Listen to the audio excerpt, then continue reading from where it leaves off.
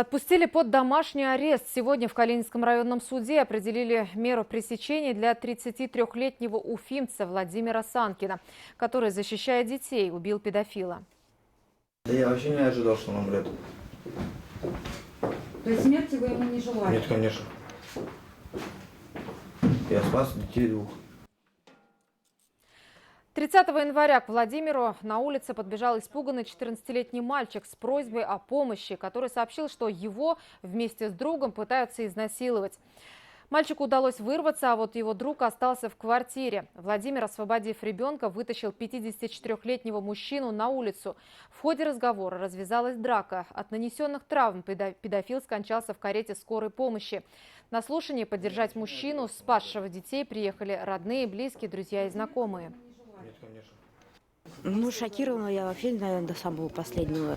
Но я полностью за него, то, что он не прошел мимо, не обратил на это никак внимания, то, что он, наоборот, отвлекся на просьбу детей, и что он, как он смог, но он помог. Потому что неизвестно, что бы было дальше, если бы он не отвлекся на эту ситуацию.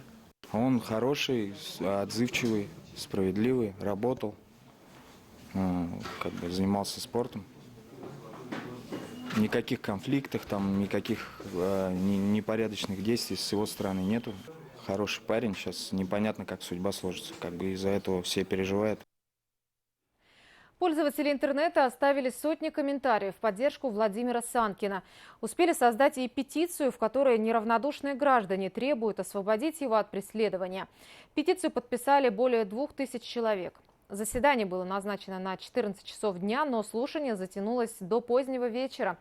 Судья отпустил Владимира под домашний арест.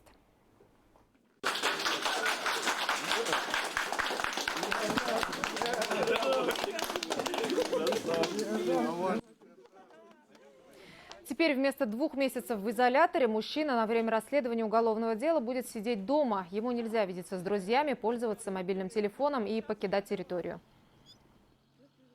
Во внимание приняли то, что он, так сказать, спасал от совершения преступлений невиновных, малолетних невинных, так сказать, граждан Российской Федерации. И будем надеяться, что в дальнейшем при рассмотрении непосредственно уголовного дела также все обстоятельства смягчающие будут приняты во внимание.